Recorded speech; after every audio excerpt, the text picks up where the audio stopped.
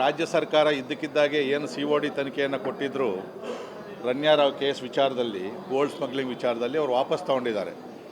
ಬಹುಶಃ CID ಅಧಿಕಾರಿಗಳು ಕೂಡ ಸಮರ್ಥವಾಗಿ ಇದನ್ನು ತನಿಖೆ ಮಾಡಿ ಅವ್ರು ಹೇಳಿರ್ತಾರೆ, ಸರ್ ನಾವು ರಿಪೋರ್ಟ್ ಕೊಡ್ತೀವಿ, ಇದರಲ್ಲಿ ಪೊಲಿಟಿಷಿಯನ್ಸ್ ಕೂಡ ಇದ್ದಾರೆ, ಗಣ್ಯರು ಕೂಡ ಇದ್ದಾರೆ, ಇದರಲ್ಲಿ ನಿಮ್ಮ ಸರ್ಕಾರಕ್ಕೆ ಮುಜುಗರ ಆಗ್ಬೋದು ಅಂತಕ್ಕಂಥ ಒಂದು ವಿಚಾರವನ್ನು ಅವ್ರು ತಿಳಿಸಿದ ಮೇರೆಗೆ ಅವರ CODಯಿಂದ ವಾಪಸ್ ತೊಗೊಂಡಿದ್ದಾರೆ. ಆದರೆ ಅವರು COD ತನಿಖೆ ವಾಪಸ್ ತೊಗೊಂಡಿರ್ಬೋದು, ಆದರೆ ಇವತ್ತು ಕೇಂದ್ರ ತನಿಖಾ ಸಂಸ್ಥೆಗಳು ತನಿಖೆಯನ್ನು ಮಾಡ್ತಾ ಇದ್ದಾರೆ. ಅದು ED ಇರ್ಬೋದು, ಇನ್ಕಮ್ ಟ್ಯಾಕ್ಸ್ ಇರ್ಬೋದು, ಮತ್ತು ರೆವಿನ್ಯೂ ಗುಪ್ತಚರ ಇಲಾಖೆ ಅವರೆಲ್ಲ ಕೂಡ ಮಾಡ್ತಾ ಇದ್ದಾರೆ. ಖಂಡಿತವಾಗಿ ಕೂಡ ಇದು ಸರ್ಕಾರಕ್ಕೆ ಮುಜುಗರವನ್ನು ತರ್ತಕ್ಕಂಥ ವಿಚಾರ.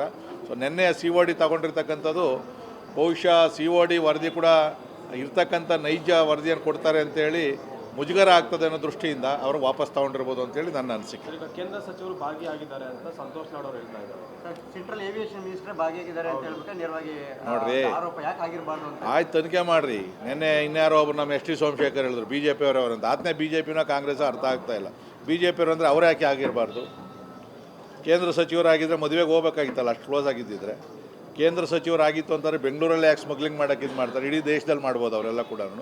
ಈ ಥರ ಈ ಡೈವರ್ಷನ್ ಮಾಡೋದಕ್ಕೆ ಬಾಯಿಗೆ ಬಂದಂಗೆಲ್ಲ ಮಾತಾಡೋವಂಥದ್ದು ಒಬ್ಬ ಸಚಿವರಿಗೆ ಅಷ್ಟೊಂದು ಗೌರವ ತರ್ತಕ್ಕಂಥ ವಿಚಾರ ಅಲ್ಲ. ಯಾಕಂದರೆ ನಾವು ಒಬ್ಬ ಜವಾಬ್ದಾರಿ ಸ್ಥಾನದಲ್ಲಿ ಇರ್ತಕ್ಕಂಥವ್ರು ವರದಿ ಆಧಾರದ ಮೇಲೆ ನಾವು ಕೆಲವು ವಿಚಾರಗಳನ್ನು ಹೇಳಬೇಕು ಹೊರತು ಊಹಾಪೋಹಗಳ ಮೇಲೆ ಜನಗಳ ಮನಸ್ಸನ್ನು ಬೇರೆ ಕಡೆ ತಗೊಂಡು ಹೋಗ್ತಕ್ಕಂಥದ್ದು ಅದು ಸಂತೋಷ್ ಲಾಡ್ ಅವ್ರ ಬಾಯಲ್ಲಿ ಬರ್ತದೆ ಅಂದ್ಕೊಂಡಿಲ್ಲ. ಅವರೊಬ್ಬರು ಸಜ್ಜನರು ಅಂದ್ಕೊಂಡಿದ್ದೀವಿ ನಾವು. ಸೊ ಅದಕ್ಕೋಸ್ಕರ ಅವ್ರು ಏನು ಹೇಳಿಕೆ ಇದೆ ಅನ್ನೋ ಅದು ಮರುಪರಿಶೀಲನೆ ಮಾಡಬೇಕು, ತನಿಖೆ ಮಾಡಬೇಕು. ಅದರಲ್ಲೇನಾದರೂ ಅವರ ಪಾತ್ರ ಇಲ್ಲ ಅಂತ ಹೇಳಿದ್ರೆ ಬಹಿರಂಗವಾಗಿ ಕ್ಷಮೆ ಕೇಳಬೇಕು. ರಾಜ್ಯ ಸರ್ಕಾರ ಇದ್ದಕ್ಕಿದ್ದಾಗೆ ಏನು COD ತನಿಖೆಯನ್ನು ಕೊಟ್ಟಿದ್ದರು ರಣ್ಯಾರಾವ್ ಕೇಸ್ ವಿಚಾರದಲ್ಲಿ, ಗೋಲ್ಡ್ ಸ್ಮಗ್ಲಿಂಗ್ ವಿಚಾರದಲ್ಲಿ ಅವರು ವಾಪಸ್ ತಗೊಂಡಿದ್ದಾರೆ. ಬಹುಶಃ CID ಅಧಿಕಾರಿಗಳು ಕೂಡ ಸಮರ್ಥವಾಗಿ ಇದನ್ನು ತನಿಖೆ ಮಾಡಿ ಅವ್ರು ಹೇಳಿರ್ತಾರೆ, ಸರ್ ನಾವು ರಿಪೋರ್ಟ್ ಕೊಡ್ತೀವಿ, ಇದರಲ್ಲಿ ಪೊಲಿಟಿಷಿಯನ್ಸ್ ಕೂಡ ಇದ್ದಾರೆ, ಗಣ್ಯರು ಕೂಡ ಇದ್ದಾರೆ, ಇದರಲ್ಲಿ ನಿಮ್ಮ ಸರ್ಕಾರಕ್ಕೆ ಮುಜುಗರ ಆಗ್ಬೋದು ಅಂತಕ್ಕಂಥ ಒಂದು ವಿಚಾರವನ್ನು ಅವ್ರು ತಿಳಿಸಿದ ಮೇರೆಗೆ ಅವರ CODಯಿಂದ ವಾಪಸ್ ತೊಗೊಂಡಿದ್ದಾರೆ. ಆದರೆ ಅವರು COD ತನಿಖೆ ವಾಪಸ್ ತೊಗೊಂಡಿರ್ಬೋದು, ಆದರೆ ಇವತ್ತು ಕೇಂದ್ರ ತನಿಖಾ ಸಂಸ್ಥೆಗಳು ತನಿಖೆಯನ್ನು ಮಾಡ್ತಾ ಇದ್ದಾರೆ. ಅದು ED ಇರ್ಬೋದು, ಇನ್ಕಮ್ ಟ್ಯಾಕ್ಸ್ ಇರ್ಬೋದು, ಮತ್ತು ರೆವಿನ್ಯೂ ಗುಪ್ತಚರ ಇಲಾಖೆ ಅವರೆಲ್ಲ ಕೂಡ ಮಾಡ್ತಾ ಇದ್ದಾರೆ. ಖಂಡಿತವಾಗಿ ಕೂಡ ಇದು ಸರ್ಕಾರಕ್ಕೆ ಮುಜುಗರವನ್ನು ತರ್ತಕ್ಕಂಥ ವಿಚಾರ. ಸೊ ನಿನ್ನೆ COD ತಗೊಂಡಿರ್ತಕ್ಕಂಥದ್ದು ಬಹುಶಃ COD ವರದಿ ಕೂಡ ಇರ್ತಕ್ಕಂಥ ನೈಜ ವರದಿಯನ್ನು ಕೊಡ್ತಾರೆ ಅಂತೇಳಿ ಮುಜುಗರ ಆಗ್ತದೆ ಅನ್ನೋ ದೃಷ್ಟಿಯಿಂದ ಅವರು ವಾಪಸ್ ತಗೊಂಡಿರ್ಬೋದು ಅಂತೇಳಿ ನನ್ನ ಅನಿಸಿಕೆ. ಈಗ ಕೇಂದ್ರ ಸಚಿವರು ಭಾಗಿಯಾಗಿದ್ದಾರೆ ಅಂತ ಸಂತೋಷ್ ಲಾಡ್ ಅವರು ಹೇಳ್ತಾ ಇದ್ದಾರೆ. ಸೆಂಟ್ರಲ್ ಏವಿಯೇಷನ್ ಮಿನಿಸ್ಟರ್ ಭಾಗಿಯಾಗಿದ್ದಾರೆ ಅಂತ ಹೇಳ್ಬಿಟ್ಟು ನೇರವಾಗಿ ನೋಡ್ರಿ, ಆರೋಪ ಯಾಕೆ ಆಗಿರಬಾರ್ದು ಅಂತ ಆಯ್ತು ತನಿಖೆ ಮಾಡಿರಿ. ನಿನ್ನೆ ಇನ್ಯಾರೋ ಒಬ್ಬರು ನಮ್ಮ ST ಸೋಮಶೇಖರ್ ಹೇಳಿದ್ರು BJP ಅವರವರು ಅಂತ. ಆತನೇ BJPನ ಕಾಂಗ್ರೆಸ್ ಅರ್ಥ ಆಗ್ತಾ ಇಲ್ಲ.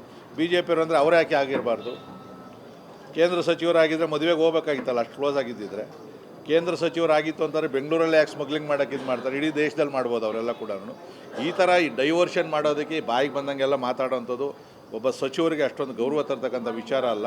ಯಾಕಂದರೆ ನಾವು ಒಬ್ಬ ಜವಾಬ್ದಾರಿ ಸ್ಥಾನದಲ್ಲಿ ಇರ್ತಕ್ಕಂಥವ್ರು ವರದಿ ಆಧಾರದ ಮೇಲೆ ನಾವು ಕೆಲವು ವಿಚಾರಗಳನ್ನು ಹೇಳಬೇಕು ಹೊರತು ಊಹಾಪೋಹಗಳ ಮೇಲೆ ಜನಗಳ ಮನಸ್ಸನ್ನು ಬೇರೆ ಕಡೆ ತಗೊಂಡು ಹೋಗ್ತಕ್ಕಂಥದ್ದು ಅದು ಸಂತೋಷ್ ಲಾಡ್ ಅವ್ರ ಬಾಯಲ್ಲಿ ಬರ್ತದೆ ಅಂದ್ಕೊಂಡಿಲ್ಲ. ಅವರೊಬ್ಬರು ಸಜ್ಜನರು ಅಂದ್ಕೊಂಡಿದ್ದೀವಿ ನಾವು. ಸೊ ಅದಕ್ಕೋಸ್ಕರ ಅವ್ರು ಏನು ಹೇಳಿಕೆ ಇದೆ ಅನ್ನೋ ಅದು ಮರುಪರಿಶೀಲನೆ ಮಾಡಬೇಕು, ತನಿಖೆ ಮಾಡಬೇಕು. ಅದರಲ್ಲೇನಾದರೂ ಅವರ ಪಾತ್ರ ಇಲ್ಲ ಅಂತ ಹೇಳಿದ್ರೆ ಬಹಿರಂಗವಾಗಿ ಕ್ಷಮೆ ಕೇಳಬೇಕು. ಗ್ಯಾರಂಟಿ ನ್ಯೂಸ್, ಸುದ್ದಿ ಖಚಿತ, ನ್ಯಾಯ ನಿಶ್ಚಿತ.